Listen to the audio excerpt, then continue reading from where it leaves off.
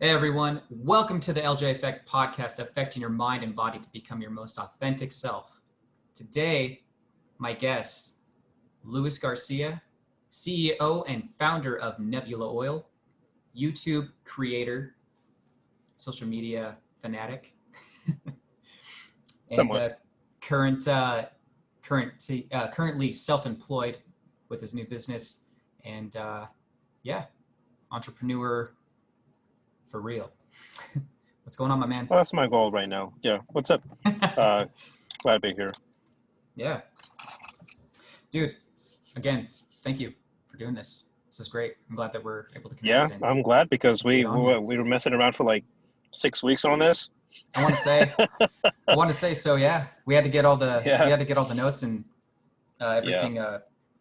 We had to get everything put together. But that's good. Yep.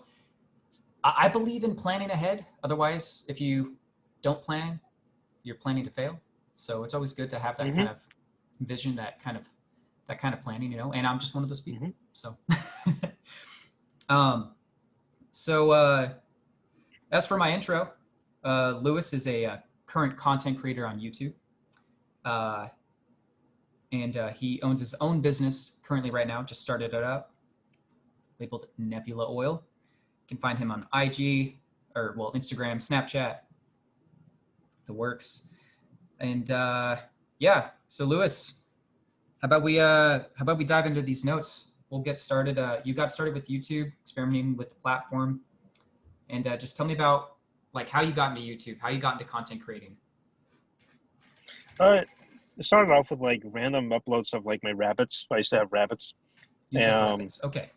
yeah, Oh man. like I had plenty of them, many different generations of rabbits. Because they breed pretty quickly, and I just enjoyed other loony activities that I would record myself. There was this one time, for example, well, I started uploading to answer your question directly. Like, I'm Sure. gonna say 2000 and I'm not sure, 2000, probably 2012, 2011, That's a good year. and yeah, and it started off with like random stuff, and I just didn't really know how to utilize it. I was just recording random clips of like family scenarios, going to the beach, and Mm. there was this one time where I was curious about how, from another person's perspective, me standing in my posture, speaking to the camera, how I was sounding to another person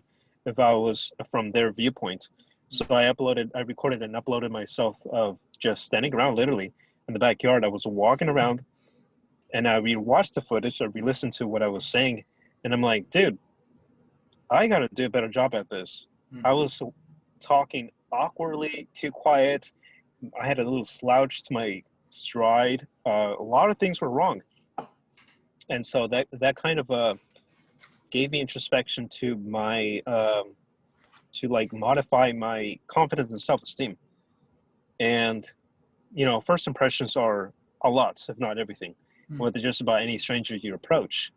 And I was just self observing of my own footage and the way I was sounding. And then years later, after that, it transcribed onto the Facebook platform. I started experimenting with like live streams, and then it was just practice, practice. I literally would just rewatch my own footage, pay attention to how I would sound, the vocabulary, the enunciation, the dialect, whatever, and body posture, everything. Mm. So it started off with like random clips, and then little other genres of like little silly challenges I would post, Mm. um, vlogging style about different subjects that were related to self improvement. Yeah. Yeah. No.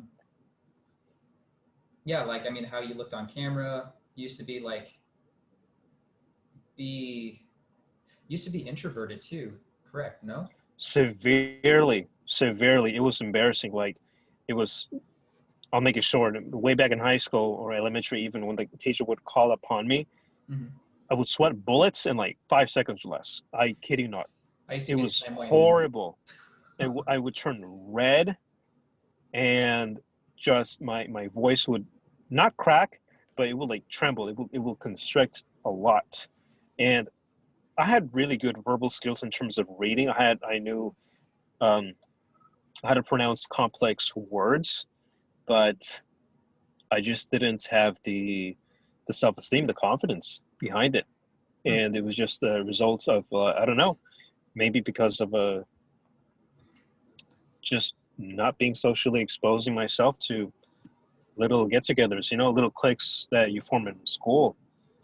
Right. So like kind of being social, like talking to people, friend groups, things like that. Yeah, I was so withdrawn. It was kind of sad times.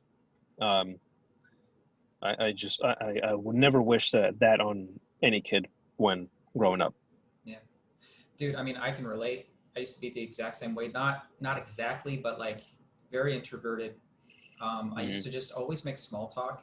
I had the hardest time talking to my peers or friends. I would say when I was just trying to, maybe this is the wrong phrase, but like create a dialect. Like maybe that is the wrong phrase because a dialect is like a language. So I was trying to have a conversation, you Yeah, know, yeah. and it was hard for me because I just felt so awkward in my own skin, you know, Uh-huh. and and and yeah, I mean that was just me as a kid. I was just very shy, very introverted. Um, but like you, I did have a very high vocabulary for the fact that I did read a lot, or in general, I just read a lot. I read a lot of books, and I retained most of that information, at least the great epic stories that I would read, versus nonfiction that I read now, like on self improvement and uh, health and wellness books and things of that nature. But I mean, I always had the hardest time just trying to just to just to be a kid and just socialize and like take risks and stuff. But at the same time, I did take risks as a kid. You know, I took risks being on an adventure, being active. I was very active as a kid. I was overall an athlete too, actually, back in high school. I played sports. I did sports, got involved in sports. I think that helped me. It did kind of bring me out of my shell a little bit in that aspect that I could kind of like relate to the jocks, if you want to say it that way. Hmm. But deep down, I was just a nerd to the core. So basically, what I had was this athletic ability, this athletic splice with intelligence, with great intellect. But I just didn't unlock the intelligence and intellect until after high school, per se. But I mean, I did get my diploma, so I mean that says something. You know, I graduated with like an average GPA, somewhere between like a 6.5 to a 7. You know, I mean that was my overall GPA. But they gave me, Really? yeah, they gave me Wow. a certification with the fact that I was able to have a good average, high grade point average, and I did sports at the same time. So if that doesn't say something about me back in high school, I don't know what does. But then again, I will say this: my school system is very different, or was very different at the time when I did go to high school. And that's what I can mostly reflect on and remember from my life, because I did have a lot of different changes in my life through high school. But our grade point average and the way that we did things with like extracurricular activities and electives were different from like bigger cities like where you're from, since you live in California. And I'm sure that your school system is a lot different in California as well. Am I wrong? Yeah, like the highest grade point average is about 4 and 4.5, Mm. and like the basic level to graduate, in order to Oh, graduate, I take that is back. Yeah, 2.0. it was something like that. Yeah, sorry, not six to seven. I meant Yeah, I like was a like, four. that's It was my grade point average was a 3.5. Now you just jogged my memory. It was a yeah, 3.5 with athletic ac- ability. What word am I trying to say? yeah, Shit, man, like I just got off accredited of work. points. Yeah, so I got like these weird certifications for, hey, we admire you for having a 3.5 to a 4.0 grade point average and doing extracurricular activities like sports. I mean, I played soccer, I Yeah, did wrestling, I did track. I experimented with different electives out in high school, and that's kind of the beauty of high school, is that you get to have all these different options. Um, I mean, I even did drama, and yet I was a jock, and hmm, I lettered in that. I lettered in the sports that I did, you know, and then I also had a pretty good grade point average, like a 3.5 to a 4, you know, and they gave me these special certifications for the fact that I was able to maintain a decent grade point average and do sports at the same time. Um, my only regret is that I didn't work during high school. I attempted it, but it did not work out. So, I mean, I think making some money on the side probably would have been more beneficial versus doing sports. But, but I love to work out. And I think that was the main thing that kept me doing sports versus having a job. You know, I wanted to stay active and I wanted to study and be a student, you know?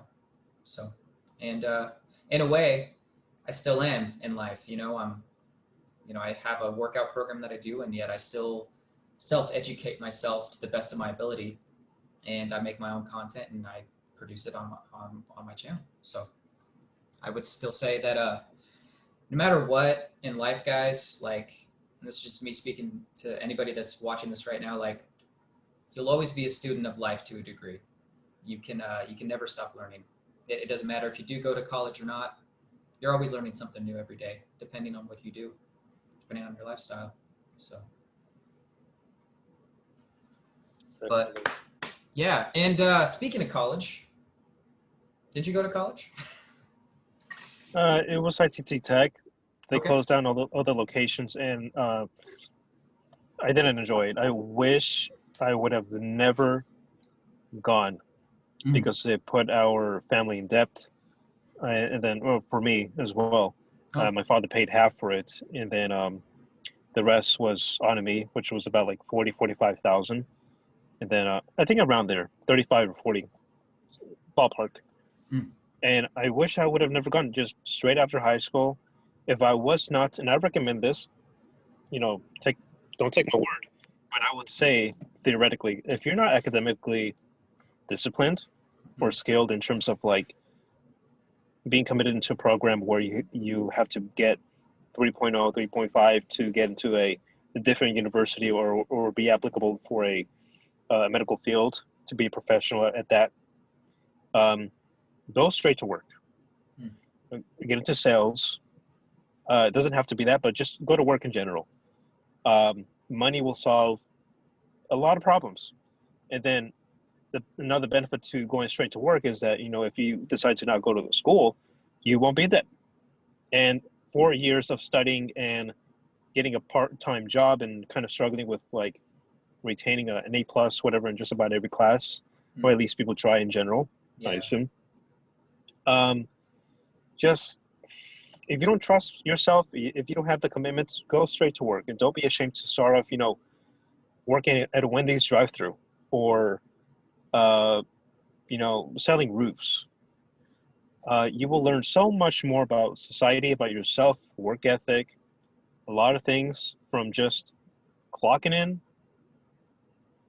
trying to be resistant to a lot of miserable personalities, customers, whatever, and then just Coworkers. go home. Yeah, coworkers too, at times. Sometimes there are workplaces where just so funny, so magical, dude. Right? Just like probably a little closer of a family than your bloodline. Those are the And jobs that you want to have, right?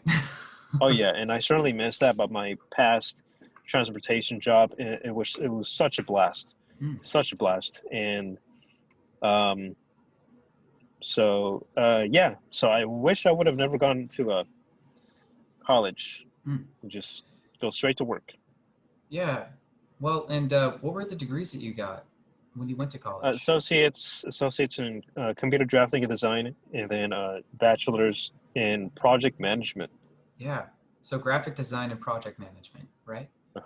Yeah. Okay. Very different scopes. They are different scopes, but I know that one of them are very beneficial to using, like graphic design.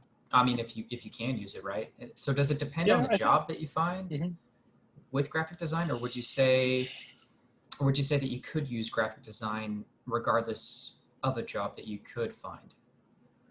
No, I think with graphic design, you might have to fall into, like, if you're the artistic type, you know, it could be game developing, rendering of images for architects or whatever. It could be making like 3D models, virtual 3D models, using you know, softwares like, you know, there's I don't know, SolidWorks. That's more for like mechanical engineers.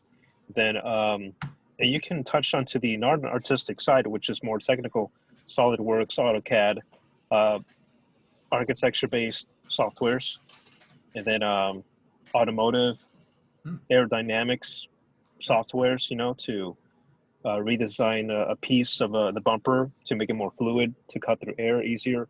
It could apply to just about a lot of things that relate to design in general. Even to the point, I think, to civil, what's it called? Civil engineering. Civil engineering. Okay. Yeah, architect. Maybe even like, not, am I saying this right? Manufacturing engineering? Yes, that as well. Or maybe product engineering, something like that. Because when you were describing the car of a like the bumper of a car, that's almost like like kind of an engineering, like you're setting up a design for this car model, and it's got to be fluid and more aerodynamic, like you're saying. You have to have that kind of specific shape that you're looking for, that you're trying to create in your head, or design with the right symmetry. You have to add in those right. There's a lot of factors to the initial and final design. It's got to be like, compliance with highway safety standards, be able to uphold the impact of at 5 miles an hour or whatever. Different plastics, which are better materials to better absorb crash impact at various speeds. So many factors. So hence the title itself, computer graphics and design. So that's like the initial phase about when it comes to designing something, roof tiles, the door, anything. Wow. It's almost like pencil and paper. You're going to draw something, okay, now we got to know the specs, the materials, where's it going to be sourced from. Right. Wow.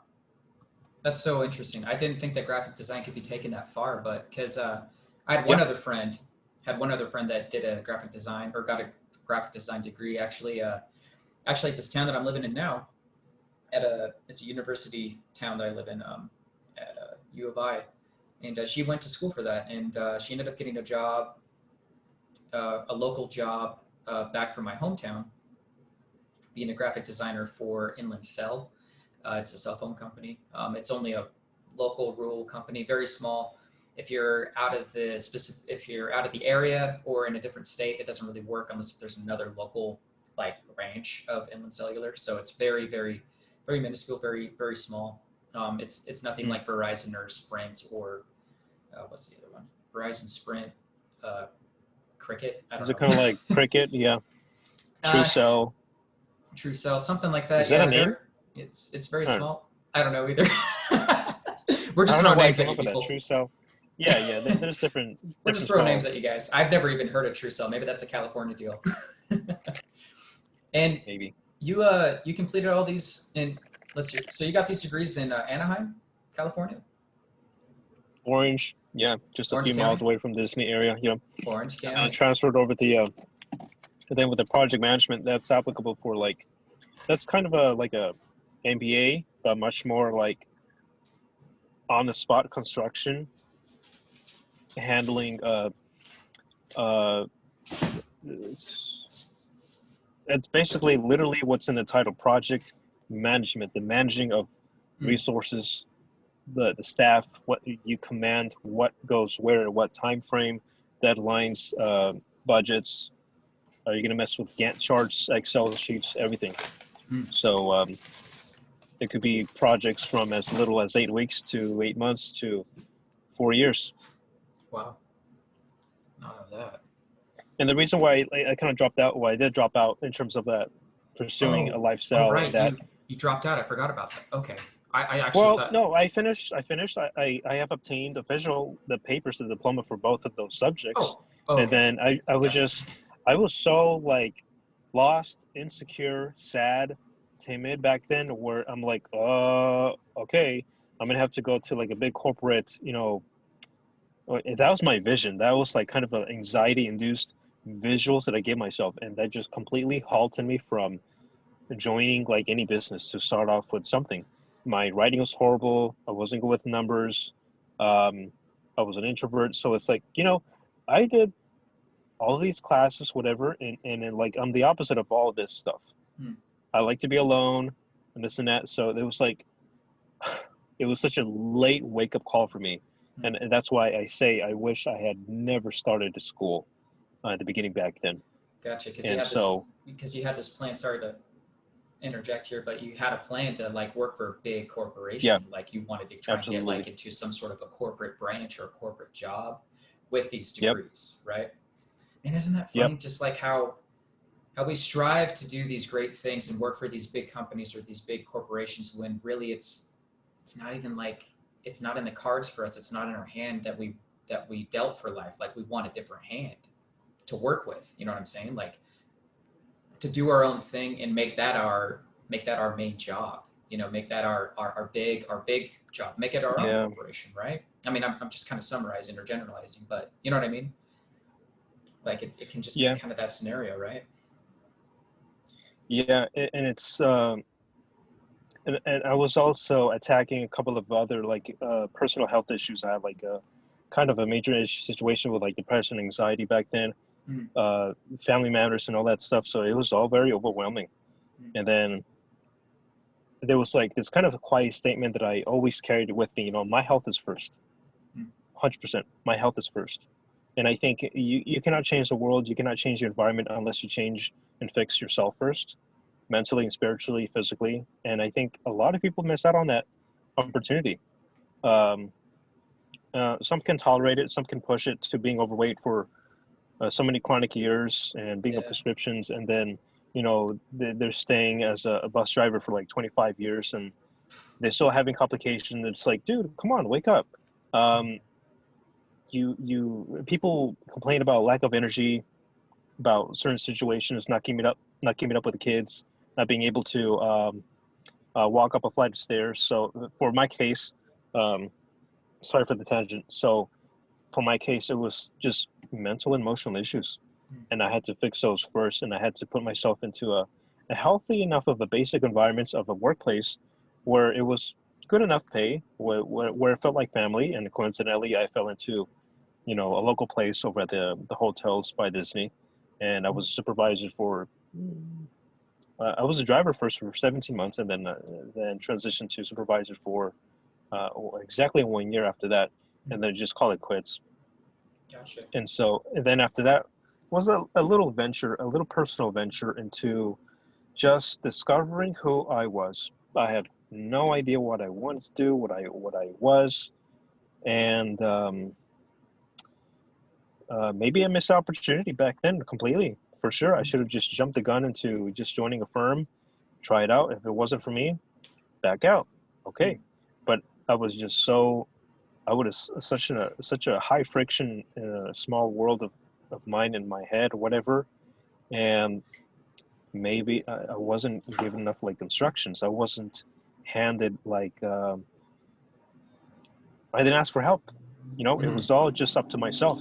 It's another big factor And too, man. yeah, Yeah, no, I hear that because I was a victim of that as well, just trying to find it's a sad place, definitely, those especially aids, like finding those people that can like contribute to your life and like see what you're good at in you and be like, man, you're yep, doing this, but you should really be doing this because like they tell me like, Luke, you're really good at this.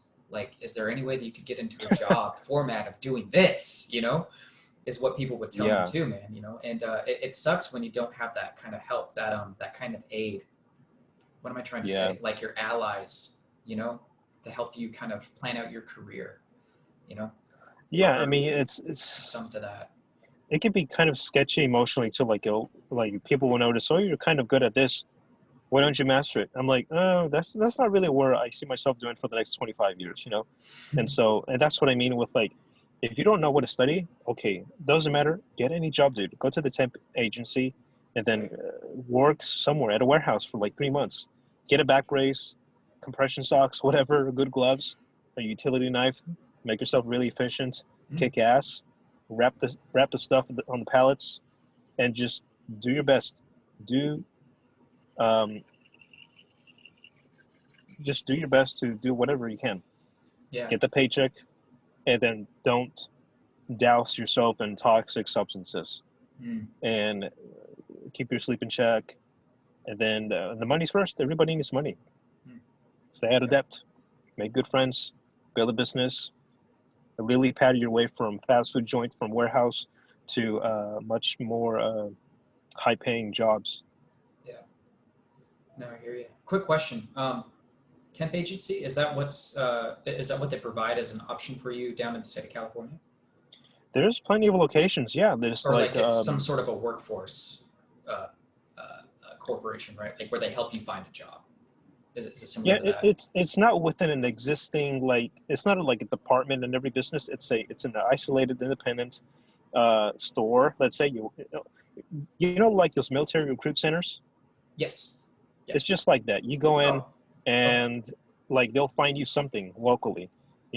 Maybe a bakery is looking for 4 people for this and this and that shift. The pay is this. You want it or not? Okay. Yes. All right. I'll see you Tuesday morning for the orientation, and then you can start as soon as like the next day or the next week after you do the urine test, whatever requirements Yeah. that they expect, Background and then checks. yeah, pretty much. And then you work there. Sometimes the contract is as short as 3 months. But if you're a good person, if you kick ass, you can be there for as long as you like. Hmm. Gotcha. Yeah, no, that sounds similar to my state. As far as what we have for sounds a lot like workforce corporation, independent Yeah, companies like that. there's a lot of centers that do that. They have different names. Um, there's just so many. Yeah, no, definitely, man. Definitely. All right, so getting into our next point, you're gonna love this. Lewis is a great NoFap activist or advocate. If I can say I'm that, not there YouTube, yet. if I can say Yeah. that, YouTube do not censor me. But I am also a NoFap advocate or activist as well, living a NoFap lifestyle. And Lewis, why don't you go ahead and tell my audience how NoFap Man, changed your life, how the NoFap lifestyle changed your life, and living your life by the NoFap philosophy. How about we get into that?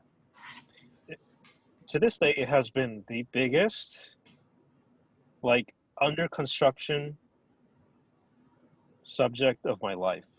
It is still under construction with this disease. Let me call it too. With this addiction, um, it requires so much work. So how it started with, I was first exposed to the explicit contents when I was like 10 or 11.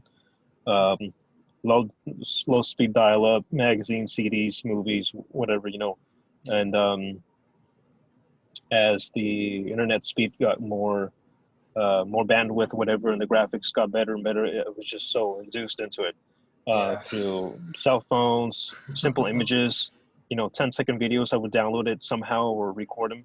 It's just It so was simple bad, now. and that was like, yeah. And so, after school, whatever, I was just so stressed out and tired. Just I didn't like school, and that was my de-stressing method. Mm. And I didn't know that watching that stuff would like impact me the way it did back then. And I had no awareness. Oh, other guys are doing it. Oh, okay, it's normal. Yeah. You know, I thought the and same then exact thing too, man. I figured yeah, hey, I can look at this anytime of the day, anytime that I want, for any length of time that I want. I mean, exactly. it started for Yep. me around, I think I saw my very first images at like six or Whoa. 8 by accident. I blame HBO. Might have, Oh, HBO. I might get censored for that, but so that was Yeah. like first videos I ever saw. Then magazines, pictures came later. Then Yeah. the booming industry of just dial-up internet and all of that, man. Like That seeing exploded a those, lot of things, man. Yeah. watching it with friends back in the day, just because something, I did too. because I did too. it was something Very new, and few that times. it was something new and curious. It was something that we thought was like some kind of a male bonding experience, when it's really kind of just like an awkward phase in life. But when you watch that stuff, especially like the hardcore stuff, you're just so awestruck by like, wow, people actually do this. Yeah, I did that a few times. And I had. Yeah. it's just so Go ahead. weird. Sorry. It's just so weird. But like, yeah, I mean, for me, it was like between 6 and 8, and then yeah, the desire for novelty increased, especially with the developing stages of the internet and just how we had faster bandwidth and things like that. You could get it on any site, random sites. A lot of them were spam sites. The thing that blows my mind to this day, and I talked about this in a video recently, actually last year too, it's jogging my memory, but like, it's free on the internet, all around. All these weird free sites you can access with just like the couple types on Google in your search engine, and you can just pull it up absolutely free. Stuff that you couldn't even imagine, you know?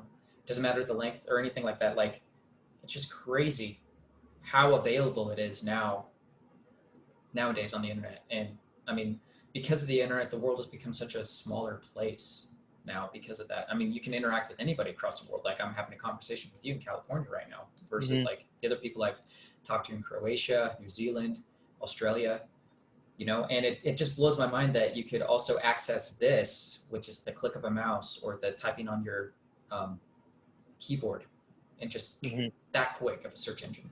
And it's free. It's free. Yeah. It blows my mind. Like, actual porn videos, and they're putting out actual clips on these websites. It used to cost you $80 to $90 just to rent it or buy it. Well, buy it actually, you know, but even renting it was like half price when you would go to a local Hastings back in the day. Hastings is bought out now. Like, it's completely shut down. It just blows my mind, man. But yeah, go ahead. Talk to me about your addiction, Lewis. Yeah, so I mean, I was just so oblivious about the side effects, the cons behind it, and it wasn't until what year? Maybe 2016, I think. I encountered some, like, it was like a Christian website or whatever, where they were not targeting, but they were talking about the recovering tools, recovery phase of those who were addicted to porn. And I had like a little like, how do I know if I'm addicted to it? And then I was reading like the symptoms of it. I was reading about testimonials and stories or whatever about Christian men in marriages. You know, it just happened to be like a Christian page. I'm not Christian myself. Sure. It was just a link that I encountered. Sure. And I think I know which one you're talking about. Was it Covenant Eyes? I don't know. It almost looked like a forum, actually. TheLJEffect.com, because that was a very big one back then. No. Yeah. No, dude. So seriously, like, so if I could just say this real quick, TheLJEffect Church, and shout out to them because they're doing some good in the world. They are a website dedicated to helping people.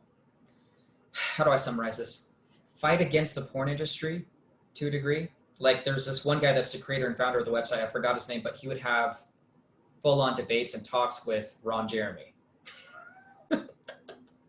And they would debate back and forth how the one guy would say that how porn is bad, how it's ruining marriages, it's ruining couples, it's ruining relationships. And Ron Jeremy would say how it's healthy, how it's progressive, how it's natural for people to be looking at this stuff, jerking off, blah, blah, blah, and just the works. But really, my game changer was finding out about the signs and symptoms from a forum. I think it was called Reboot Nation. And the biggest impact I had was from one guy's testimonial by the name of Gabe Deem. So shout out to Gabe Deem. Dude, you've been a big advocate in my life. His testimony really kind of made me more aware about this addiction and how it was addiction for me in my life and what my kind of signs and symptoms were. Like, I wasn't too far gone, but I was on the cusp of just being led down this dark road for many years, and it was going to take me a long time to reboot my brain. And I mean, even still to this day, I probably still struggle with like the fantasy aspect, because as men, we're very visual creatures, you know, and so we kind of get this maybe like scenario playing out in our heads most of the time, you know. But other than that, like I had a long recovery as well, and it didn't help that I was very introverted at the time, and I kind of became more extroverted as I started my dating life and things like that, you know. But yeah, between Reboot Nation, the forum, and the website, and Gabe Deem, and I think Gabe Deem actually started Reboot Nation, that was kind of my silver lining that I saw. Like, hey, there's hope. There's hope for men, that they can get out of this addiction, that they can live what we would call normal lives with women and having normal relationships with women, and and men and friends and having good, healthy marriages and things like that, or good, healthy Yeah. relationships. But go ahead. I want a phrase where, people have to understand, for those of us who have gone under the spell of this, call it whatever, this demonic substance or whatever, because it can really overhaul your life in so many bad ways. Financially, Absolutely. it ruins marriages. It can give you ED, low energy, depression, anxiety. It has a lot of cons. Constantly releasing your man juice is not healthy at all, and Yeah. The elixir. especially chronically. Yeah, Yeah. and people have to realize they will discover somehow, some way, someday, that living a life without that substance and without drowning yourself in, like, narcotics, weed, alcohol, whatever, and especially porn, Hmm. life is actually not as bad. It's probably more exciting without porn than with it. Yeah. And that's what I found out, especially with so much emotional stability and grit that you develop from not synthetically exciting your mind and body. Because if you do that chronically with porn, everything else in life is so boring. Hmm. The kids want to go to the park. I'm not going. You take him. You know, your attitude can change that drastically. Your Yeah. perception about Just like your own that. kids can be so drowned away. Just like with alcoholics, they have like this dead dog look in their eyes, Yeah. and the same with like porn addicts. And back to my story of the recovery, it wasn't until I took it seriously when I don't know what was first or who was first to expose me on the information on detoxing myself away from the stuff. Hmm. But a good factor was Elijah Long and other NoFap channels, and Yeah. I was very curious of those channels, Me too. and I was experimenting with, like, could I do it or whatever else, and still today these NoFap enthusiasts, they're discovering, they're almost like scientists themselves. They become, now it's transitioned nowadays to like a spiritual ascent, like a spiritual Hmm. transformation from Yeah. being celibate. And back then it was like, you're gonna get a tsunami of women hunt you down, and your pheromones are gonna make their eyes bleed. And it's Yeah. like, dude, it was so comical back then, but at the same time, that gave enough of a gravitational, or grab some momentum of, like, extreme curiosity for a lot of people to try it out.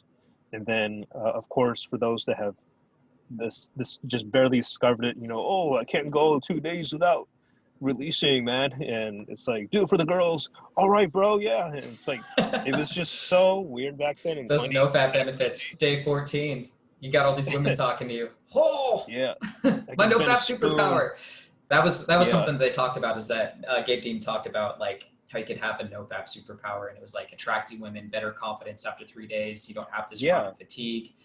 And dude, I started to experience those too. It was just it's crazy. And you're right though, like to a degree, people are becoming scientists in this like ascension to Hmm. spiritual awareness. I've even had those benefits Yep. too. I've had a lot of those benefits too with meditation and prayer, and then also being a Wim Hofer. This Hmm. breathing, man, dude, this breathing exercise totally gets you into another state of mind. But I noticed that in contribute with, or in conjunction with NoFap, I had even Hmm. better experiences. I had even better benefits with this exercise as I well. bet. Not to get off track, but I mean that's just something that kind of got me more into. It helped me to become more spiritual in interacting with nature in Hmm. the cold, and the breathing exercises, the workouts, and then meditation. It all kind of like just came together in a circle. And I realized that the more we get away from nature, the more we kind of degrade and descend into this artificial synthetic lifestyle. And Hmm. porn is a big contributor to that, because we're, we're seeing and visualizing things on a screen that our brain, specifically from an evolutionary standpoint or evolutionary theory, was not made or developed to handle at this alarming rate, because Hmm. the contribution to anxiety and depression is from the novelty in general, and Yeah. it's contributed to the fact that you can look at over 1,000 pictures or videos of naked girls and all these different scenarios within under 5 to 10 minutes. And how you develop the addiction isn't through the fact that you actually like these acts that they're doing in these scenarios, but it's how your brain is actually tricking yourself into this addiction, that your brain is actually craving a novelty because it's a combination of excitement and anxiety at the same time. And that's actually what's screwing up your brain chemistry. And I can't really explain all of this in a general detail, but what I can summarize it up in is from the book, Your Brain on Porn by Gary Wilson, which I highly recommend you read, Lewis, because I think it would actually give you more of a, I have the Kindle version. more of a leg up. Oh, good. So, I mean, so you know what I read, kind of, yeah. I read so like you know what I'm talking about. 35, 40 pages into it. It's a long book, It but is. it's so detailed. It's so extensive. And, I mean, that's literally the science behind this addiction with pixels on the screen and, you know, masturbating to it, basically. And So Gary Wilson has that very dynamic, in-depth detail that he put into the book and put into his website as well. And funny enough, Gabe Deem and Gary Wilson ended up getting in touch, and they started working together to kind of help guys that were struggling with this addiction and struggling with this, to get them through some sort of a therapy to help them get out of it and to basically live what you and me would call a normal life, you know? yeah. And, you know, to those doubters out there, the viewers who cannot imagine their life without porn, trust me, it is absolutely worth it. It's not just about like being free from this taboo. It's the benefits you gain from it is it increases your spiritual essence in terms of being a man. It recalibrates it. It really levels up your outlook in life in all aspects. If you want to be a great father, you got to do this. If you want to make $1 million, do this. There's just so many benefits that a lot of people underestimate, especially those who are just discovering or just barely kind of accidentally stumbling upon videos about NoFap and stuff, and they're like, oh, whatever. I'm gonna still do my thing. I do it twice a day. I feel energy all the time. Yet in the background, they're the same ones who they chug down a lot of Rockstar and bad food, and you know they have insomnia issues in which they don't want to admit, relationship issues, whatever egotistical flare-ups, and there's just so many problems with those who are sustaining this toxic life. Don't kid yourself. Don't knock into it. Try it. And naturally, us men, as people, we're supposed to not really drown ourselves in that novelty, and especially in terms of abundance. No, dude, you know, you're gonna reformat your life to the point where you see a woman's like collarbone, dude, like, damn, that's sexy. You know, she must be fit or whatever. You know, her back, the way, even just like the muscle tonage, just like, man, she oh is yeah, a fit chick. Those shoulders, yeah, man. God damn. yeah. She passes as she passes by. You know, the smell of her shampoo, her stride, the way she carries herself, everything, man. And so back to my timeline. It wasn't until like the Facebook group we were getting more educated on it. We were just discovering about the different methods, you know, accountability, software blockers for blogging sites, what worked in Android, what worked in iPhone, Question though, laptops. Was this monk mode? Yeah, that's what I meant to say. monk mode? I meant to refer. Yeah, and monk mode. For the record, everybody that's viewing this right now, if you guys have gotten this far, me and Lewis are acquainted through the monk mode group. Shout out to Elisha Long. Thank you for making the group. And this is how we met. This is how this all started. So, Yep. You know. I made a lot of great friends, had so many beautiful conversations with men of various backgrounds, different problems, family issues, drug issues, even suicide issues. It was such a big, stirring pot of both tragedies and awesome things. And I don't regret it. Probably one of the most beneficial periods of my life in terms of like building relationships and discovering self-help tactics. You know, like yourself, that you got into like first breathing methods, cold showers, cold exposure, and all that stuff. And it was such an awesome group, an awesome thing that was going on. That was the first 18 months, 2 years, in my opinion. That was like these golden years. Oh, wow. I'm not hitting on it right now. I have been inside the group for like the past 9 months or something, and then It's changed a lot but too. So I learned a lot. I learned a lot. That was a big pivotal point for me to do a lot of introspection as a beginner back then. So nowadays, I I think I'm finally grasping onto the unwiring aspect of it, and mm, I'm barely initiating right now the rewiring. So what is that? The unwiring is you are taming now the urges. You have disciplined yourself to not compulsively open the laptop and do the business. So you are aware of your compulsions. mm, The wiring aspect is you have replaced that compulsion with other healthier habits, taking a walk, bicycling, working out, and reinforcing yourself with the message that, if I relapse, this and this and this is going to happen. I'm going to feel like crap. It's going to take me 3 days to feel normal again. So right. that's another aspect of the awareness during the wiring process. And so that's where I'm at right now. Mm, And I'm really glad. And dude, it took me forever to accomplish this. It took me probably 3 years, yeah. 3 solid years. Uh, Still to this day, my longest streak in terms of like full celibacy, not spilling, if you know what I mean. Um, Hmm. 19 days it was. Yeah. Barely 19 days. There are other guys who have gone through 2 years, 6 months, 3 months. I have Yeah. yet to accomplish beyond 3 weeks. Mm, I haven't accomplished that since I was like 10 years old, you know? gotcha. And that says a lot. And that just shows you of how drastic, how toxic uh, this stuff is to Hmm. people, to men. It has impacted the dating field. It has impacted, the outlook amongst justified infidelity, Mm, cheating, ED problems. It has so many cons. It ripples absolutely. to it ripples to so many things in life that the average person is not able to submit to the facts, the evidence. More and more neuroscientists nowadays, they're participating in programs and making programs or just teaching in general about the absolute cons about this stuff. Yeah. And and the worst part about it, besides being free, that is bad, of course. Hmm. It should be very restricted. Um, the worst part about it is that you can't overdose on it. It Mm. is a constant spiral. There are disgusting genres. The craving of novelty, and that's what your Yep. brain is looking There you for. go. Thanks. Yeah. It's that So chemical, that's it's that neurochemical addiction. And and again, I'm going to go back to the book, but that's what Gary Wilson was talking about. And Gabe Dean uh even talked about it too in a talk.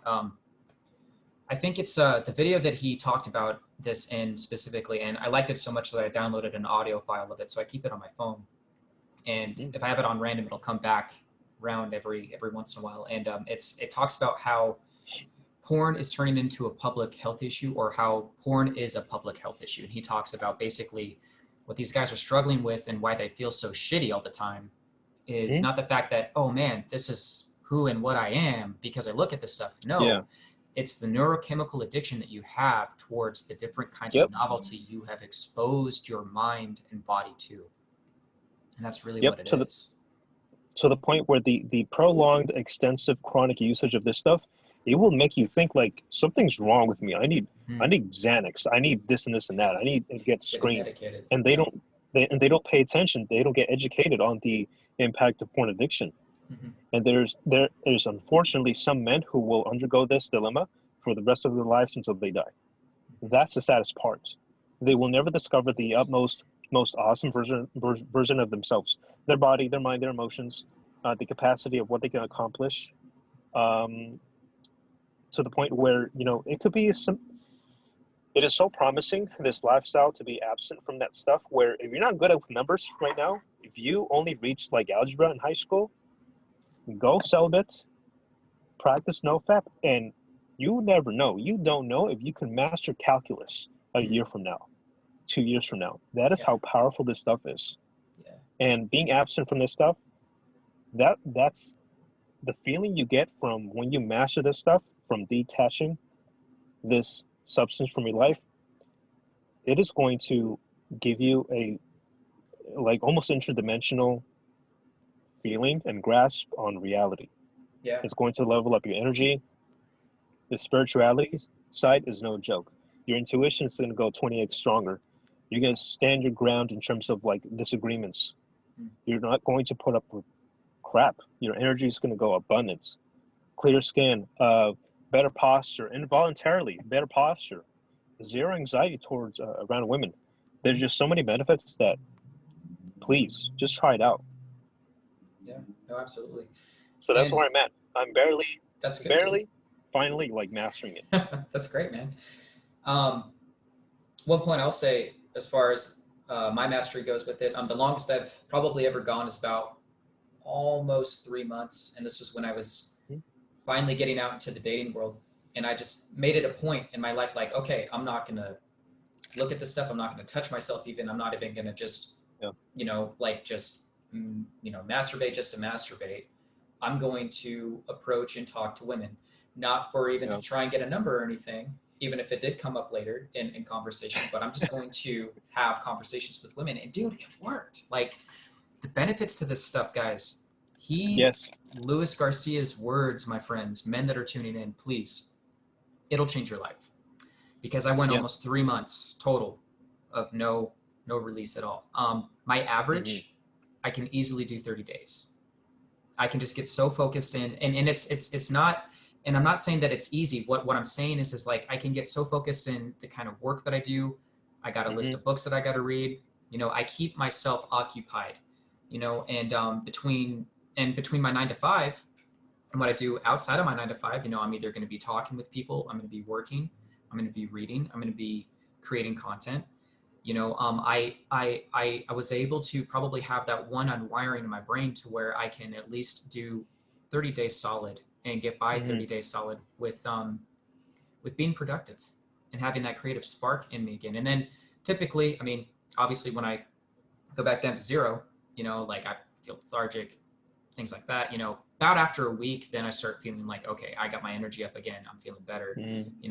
Workouts in the gym. Okay. That was the other thing I was gonna say. Workouts in the gym are intense. My workouts are great, going on these 30-day streaks, and I feel overall good. It's definitely a game changer and really a tool in life for your life tool belt, basically. Luis, I wanted you to go through some of the strategies that you used for NoFap. Oh man, So there were just so many. Strategy one was don't look or touch. I'm just trying to refresh your memory a little bit. There was just so many different like level up episodes that I had in the span of the 3 years. It was really tough. It was really tough. This disease, this stuff seeps into your psychology unlike anything else. And so I think back then what I implemented was, remove screens that have the capacity to display the stuff. Yeah. And to the point where I had to break my laptop. I had to put away. Oh. Yeah, intentionally. It was that bad, where I couldn't trust myself into like, oh, I'm not going to open it. I intentionally like got a hunting axe or something, and I just slammed through the screen of my Lenovo laptop. And I was like, this is what it takes. So be it. Wow. I smashed prior one time before that. I think it was my video game console, where I got rid of. That was the starting point. I got rid of my video game addiction. I was playing anywhere from 6 to 10 hours a day. Oh wow! And on my PS3 it was. And then I broke that. Wow. And so you don't have to go as drastic as that. Just simply remove screens. Cancel the subscriptions if you're subscribed to whatever sites, and mainly screens. As you mentioned, we are extremely visual gender, us men, and we just please remove the stuff. And if you have a phone, if your only means of communication a screen, displays a phone, you're going to be tempted to go on the websites and just click on that, and then it's going to fill out automatically the name of the site, if you know what I mean. Yeah. And then search engines. Yep. Yeah, basically. And so, please go with setting a password or whatever for porn blockers. And I think in linear to that, for you doing that, now that's a good time. It's going to test how bad you want it.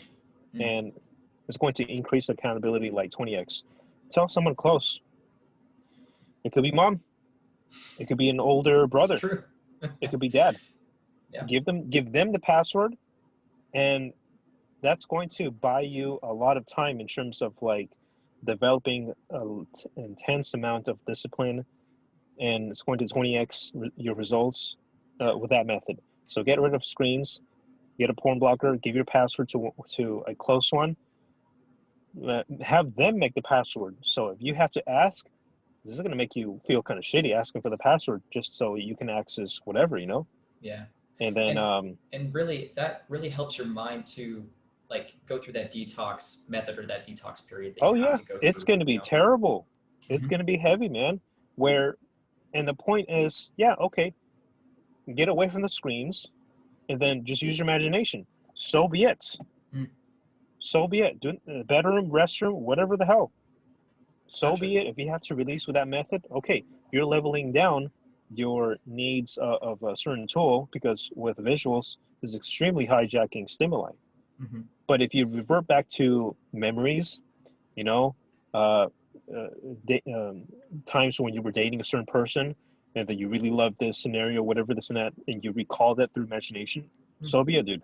To the point where you will progressively do it less and less and less, and then you're going to pay attention to the physiological side effects of you releasing. Oh, I feel tired. I don't want to do anything for the next 4 hours. Mm-hmm. You get depressed. So have whatever side effects that you feel when you relapse. Write it on the whiteboard. This is what I did. Write the relapse side effects that you experience personally on the whiteboard. Mm. You spend on junk food, you stay up late, you're depressed, you're sad for 4 days, you're lethargic, anxious. Write it out. And then on the other side, write out every single benefit that you personally see and feel on the other side. Mm-hmm. Write out the benefits of being celibate, no fat, semen retention, whatever you want to call it. More discipline with money, better work ethic, no anxiety, or less anxiety, let's say. It's not going to 100% remove anxiety. Maybe I'm wrong.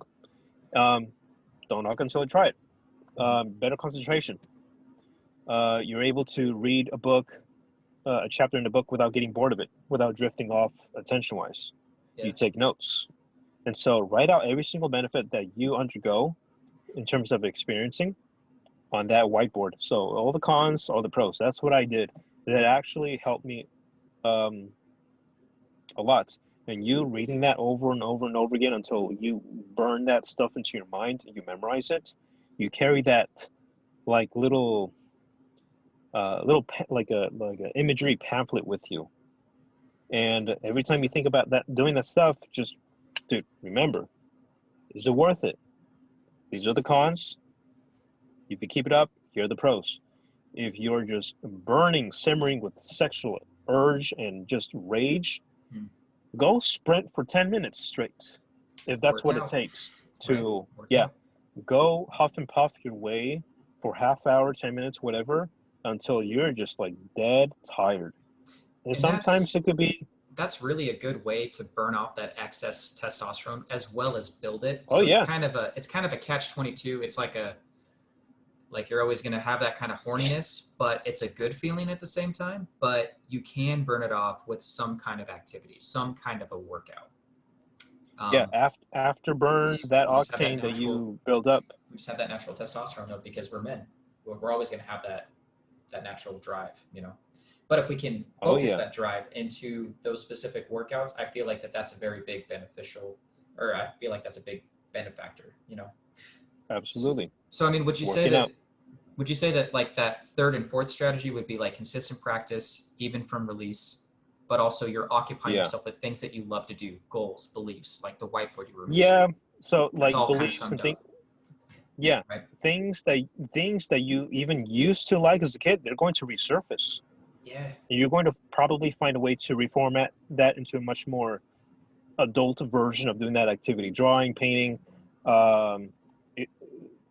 I don't know. Could be anything really. Sports. Yeah. Well, those were all things that I loved to do back in the day. I used to draw and paint all the time. I did it all in Uh-huh. high school. Even You bet. like just, Uh-huh. I'm getting an itch to go back out on the soccer field, put on my cleats, and kick a ball around. You know? Mm. I haven't been messed with soccer. Yeah. That's a good one.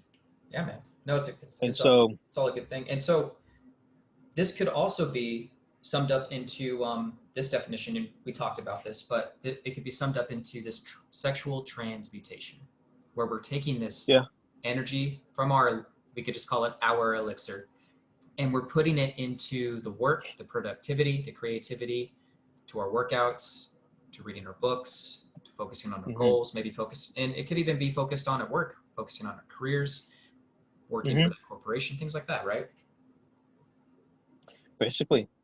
And the more you undergo with this stuff, with this practice, you become superhuman, dude. The superpowers that you realize that you benefit along this journey, this is actually the normal state that every person is supposed to be experiencing. And you're going to connect with other people with like little to no effort, be naturally funny, very confident, empowering with other people, not being a douchebag, a dick, whatever. Yeah. Save that rage and energy when it comes to putting your foot down, when it comes to resolving conflicts with very silly minded people. It could be at a Starbucks where someone makes a loud complaint and you approach them, hey, this is not the place. You got to step out. Right. It could be anything. You will be a neutralizer of problems, of your own problems, and probably other little, random scenarios that happen out and about in your professional and casual life, wherever you go. You're not looking for trouble. You just, there's no worth with like starting conflict, and you're going to be more aware of your own thoughts, negative thoughts. You're going to be dissecting yourself so powerfully. You're going to get rid of other addictions in a much faster way. If you can master NoFap, this is the gateway to get rid of other addictions. No question about it. No question about it. No 12-step program can simulate the intensity of this discipline. Yeah. If this program, if NoFap, this feeling that you undergo was priced into a pill, people would pay, I bet, like $25,000 to $50,000 to get to the state of, a mastered person who masters celibacy and NoFap in general. Yeah, no, for sure, man.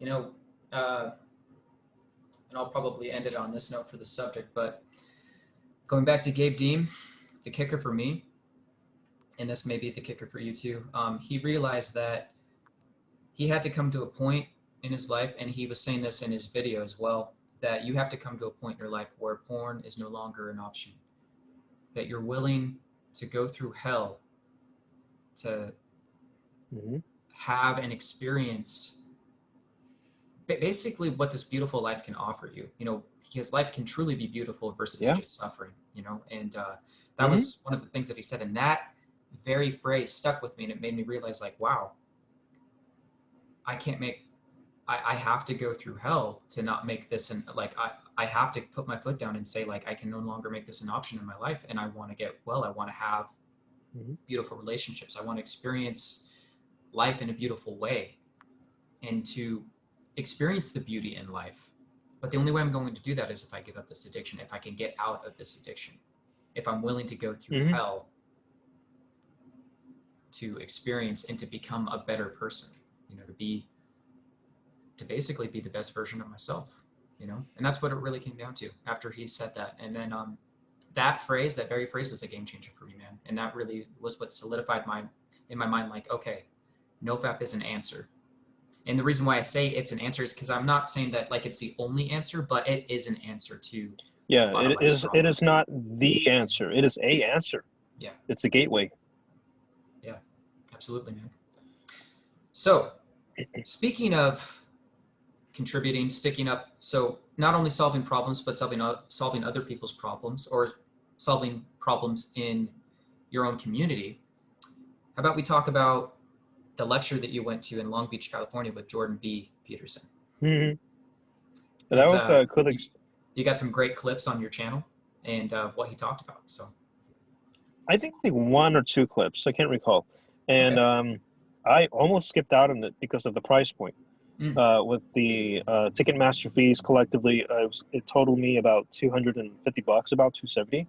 Wow. And I had a feeling it was almost like a foreseeing future vision of or theory in which, like, when is the next time he's going to be around in my county? Mm. 5 years from now, 3 years from now, and Right. just like a 1 year after that event, 18 months after that event, he got like ill. His wife Yeah. got ill, and it's like, dude, I'm so glad I took that chance. Mm. And so it was like a 5 hour lecture. Um, dude, it was so worth it. But it was It powerful, right? was, yeah, it was the exposure to him for the other people who bought lower price tickets. It was a much shorter experience, probably like 3 hours. Mhm. The official lecture, but the after hours asking the question, it was like 200 of us with a personal Q&A with him. That extended it for about 2 hours, I believe. Okay. And then I got to shake his hand. We were not allowed to have our book signed by him Oh, man, that uh, sucks. because, And you had the book, 12 Rules for Life, right? yeah, yeah, Awesome, there man. was not everybody had his book with them, Yeah, but I that was sucks. You one of didn't get it them. signed, man. Those fuckers. Yeah, yeah, But but you at got least to I got. you got to ask him questions though, right? I Did you don't get that? know. There was just so many of us. Okay. He would answer each question. It would take him 5 to 10 minutes to answer a question. At Okay. that times 200, it would have been a long time. We would have been there by like until like 8 a.m. the next day, Okay. easily. And so it was very brief. And the most I got to do in terms of interaction was, shake his hand and tell him thank you, take a picture with him, and Yeah, I just saw that. It's listen awesome. to him more. And um, it was great. It was worth the ticket price. And basically, the lecture was, yes, affiliated with the topics, the chapters that he talked about in his book. And I recommend it. Hmm. I have yet to read the whole book. I read maybe only like the first two chapters. Mm. It hurts to admit this, right? I buy so many books and yet like I don't really finish them. But my personal format nowadays, my favorite format is audiobooks. Yeah, And Audible. yeah, so Audible. I only Okay. have There's so I many only different have formats the now, but other than Audible, but Audible's a great one. I enjoy it a yeah. lot. Everybody's got to like jump onto books. You got to pick your format: Kindle, physical books, or audiobook. If you really don't like physical books, don't force yourself. Mm. It's okay though to like if you get committed to audiobooks, so be it. Get the physical book as well. Just have it in your library in your bookshelf and just say, hey, I read that book, Mm. quote unquote. But you listen to the audiobook, but then you have a physical copy of it just in case you want to let someone borrow it and Notes, or highlighting, gift it. you know, personal reference for Yeah, the book. highlighting. And then I will say yeah. this, Lewis. I will say this if I can interject real quick. Again, sorry. Uh, how I finished the book personally, 12 Rules for Life, was I bought the book and then I bought the Audible version through Amazon. Mhm. And this is actually a new way that I listen slash read my books now that I'm trying to get through in a certain amount of time. I read his book, 12 Rules for Life, and listened to it on 2.50 speed reading, almost 3, because it is a very dense, in-depth book. But dude, I finished the book in about 6 weeks, maybe less. And I would stop, I would pause my thing and I would do my highlighting and underlining for like key phrases or key paragraphs, even key chapters, man, because there's just so much to digest in that book. And I mean, even so, like, even me speaking on this now, like, I have to go back through it again just to read it, like, just to kind of like see what points I actually got from his book. But that Mm. was my main strategy, for example, and I'm just using this as an example to get through that kind of a book. I highly recommend getting an Audible version or whatever format you prefer to listen to, Yeah, and one that you can stay committed to. and the physical book as well. And now that's actually my new way of reading slash listening to books, specific books that I want to get through in a certain amount of time. And dude, it works. It seriously works.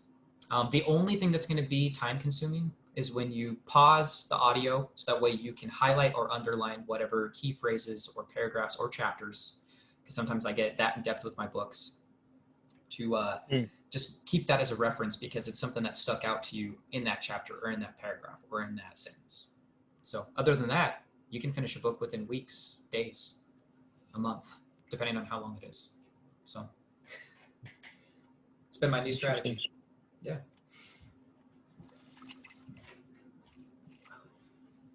I only have a few minutes left, about 5 or 6, before I get to head out. Okay, 5 or 6. We can make a part 2. We could. But yeah. How about we sum up this video, this podcast with your business? You started Nebula Oil, CEO and founder of Nebula Oil. We'll make that the last thing you can talk about. Sure.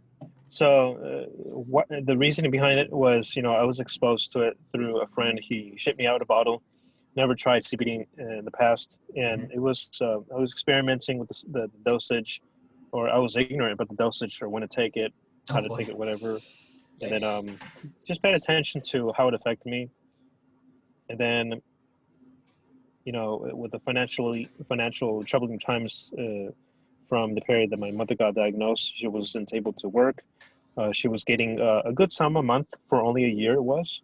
And then it just dropped down to, she had to utilize her Social Security income, only $1,200 a month. And then to help out with other expenses, I had to do something, dude. And I was passionate about the certain product, CBD in general, in which it really helps me out with like depression issues and anxiety, underlying problems, emotionally, mentally. And it really chilled me out. It really puts me in streamline, enough focus to execute things thoroughly and stay committed. So I thought, that it should be the way. I should distribute something that benefited me and see what customer base would be attracted to buying my product. And then I contacted the wholesalers, and then I did the graphic design myself. People didn't want to, or they just didn't have the time, and I just was urgent to make it happen. And then $1,500 later, I made my first batch, and then it was just such a really powerful moment. And to this day, I'm so new in terms of like building a business from the ground up. Let's state it that way in general. It's just a very small business, and then I'm learning about marketing and stuff, and so it's the proceeds that I sell. They do benefit my mom for her lifestyle expenses and medical costs. Her insurance is it's $685 a month. That's California for you. That's the highest tier that will cover lots of lab works, CT scans, a lot of things. One of the medications, for example, it costs $1,000 per pill. That is if she were not to have insurance. Wow. So I'm just trying to make things happen in whatever regards. I'm doing Instacart as well. I work for a mobile entertainment company. I host birthday parties with video games inside a trailer, and it's a really fun gig. So really I got basically gig work, man. That's really good gig work. It's good. It's Stellar. good. So he's expanding. He's wanting to move to Nevada actually in about 18 months to 24. And then he asked me, would you go with me? Because I'm his best guy. We have a good relationship. And so it's no income tax over in Nevada. And I'm like, still to this day, I'm tinkering around the possibility of doing that. Definitely think about Who knows?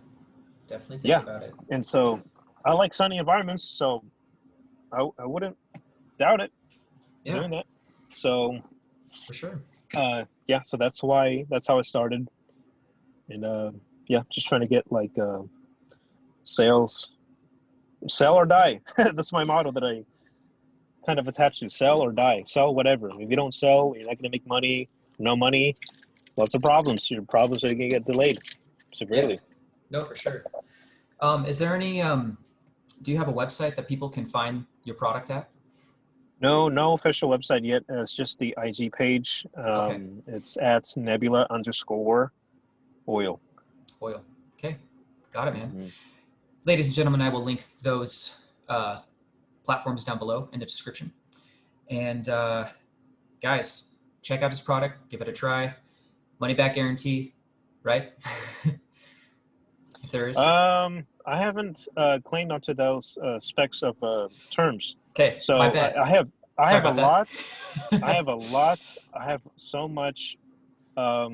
What's it called? I have a lot of just. I'm so sure that this will benefit everyone in some way.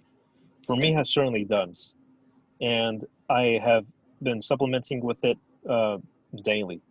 I Okay. stick to my main dose, and it shall help. A few times a month, I'm getting from customers, feedback. All the feedback has been great, has been positive. It has helped them with like focus or anxiety issues, sleep issues, and so it's been great reviews so far. Okay. So reference people to, or have them reference to the reviews then, and check it out for themselves. Sure, please. Concerning the product. Okay. Please. Gotcha. So, ladies and gentlemen, I will go ahead and leave those links for you guys in the description down below. Guys, check out Nebula Oil. Give it a shot. See what you think. Louis, thank you for your time. I know you got to go, man. Thank you so much for getting on here. I really appreciate your time, brother. I seriously do. Thank Sorry you. about that little hiccup in the in the last part of this episode, but No, it's fine. But guys, you have been enjoying the TheLJEffect podcast. Thank you for stopping by. And Louis, again, thank you for your time, man. We'll continue this in another episode. Louis, I have some gifts for you. I'm going to send you a bottle of Red Burner. This was from my company. I was an affiliate for redsupplements.com. I believe that this will help you out. You can use this as a pre-workout for your gym sessions or whatever activity you decide to partake in. As well as I will be sending you a copy of Expert Secrets by Russell Brunson, the click funneling method. Oh, yeah. This will help you develop your brand and to help you build your brand and to help you with your website when you get one up. So interesting. I've heard that title. I've seen that everywhere. I'll be sending those to you free of charge, man, because I want to help you out and I want to network with you. So thank you. All right, guys, you've been enjoying the TheLJEffect podcast. Louis Garcia, CEO and founder of Nebula Oil, no fap lifestyle entrepreneur. All right, guys, thanks for watching. And if you haven't yet, like, comment, and subscribe for more content. All of Louis's platforms will be in the description down below. Check him out, subscribe to his channel. Enjoy. Hey, Louis, thanks, man. Thank you. And for the information regarding the NoFap stuff, I take it personally. I'm going to be an activist in a couple of months or whatever. I got to do something. I got to spread the word. If you think it's going to help out with somebody, share it in a private manner, and let's see if you can change their life. It's worth it, man. Absolutely. So reach out to him, DM him, whatever you guys got to do. Yeah. He's there for you. Yeah. All right, guys. Thanks again for watching. And like I said, once again, if you haven't yet, like, comment, and subscribe for more content. I will see you guys in the next episode. See you, Louis. See ya. Thank you.